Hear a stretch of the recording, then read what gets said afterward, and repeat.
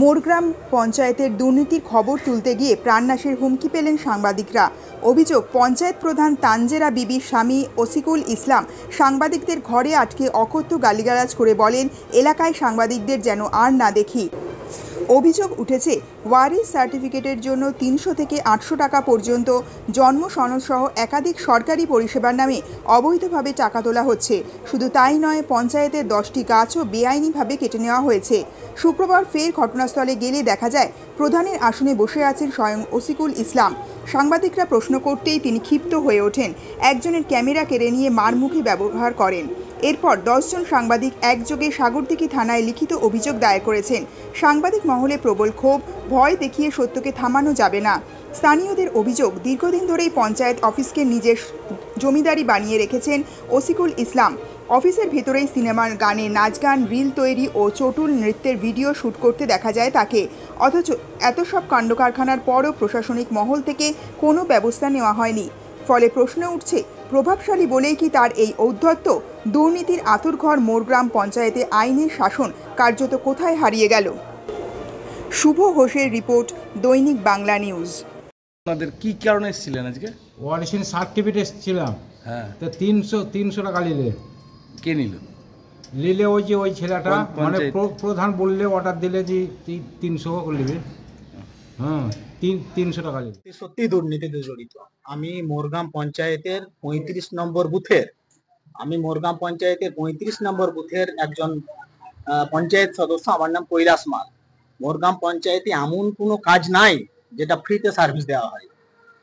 ট্যাক্সের রসিদ দেয়, মানে যাকে যেমন পায়, 200, 100, 200-র নিচে কাউকে দেয় না। 200, 300 ঊর্ধ্বে, 200, 300, 400, 500 চলে যাচ্ছে।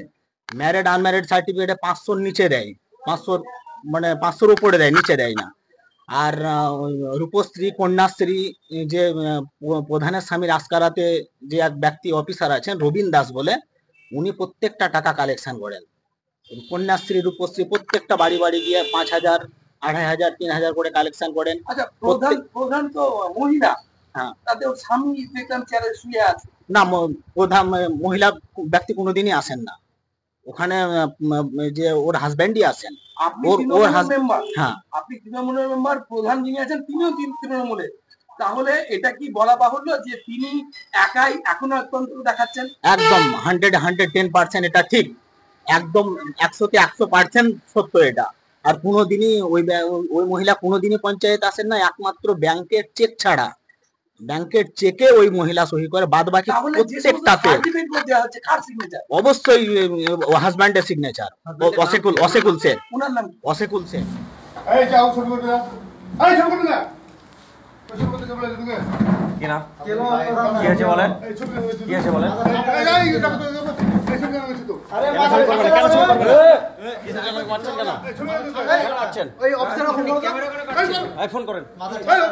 কিসের জন্য?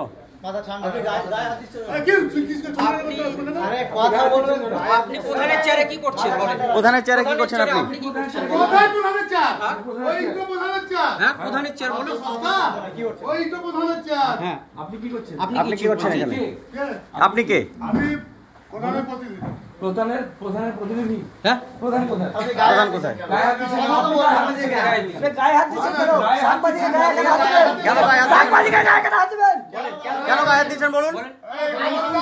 কিসের জন্য গায়ে হাত দিচ্ছেন? কি হচ্ছে বলুন?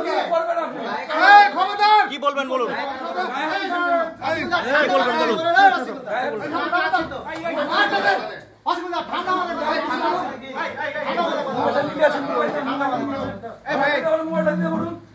মোবাইলটা দিতে বলুন। মোবাইল কেন হাত দিলেন? বলুন। মোবাইল দিন। মোবাইলটা নিলেন কেন আপনি? মোবাইল হাত দিচ্ছেন কেন আপনি?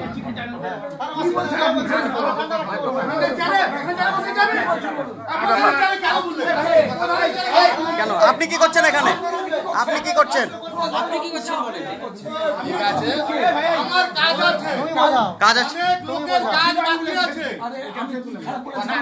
কোন অন্যায় করেছি? আবার কি বললো কথা? কি বললো বলুন? গায়ে হাত দিয়ে কথা বললো।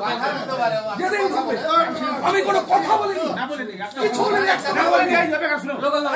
আমাদের জানাশোনা লোক শুনুক। কেন বাইরে যাবো? কে আপনি? আপনি কে?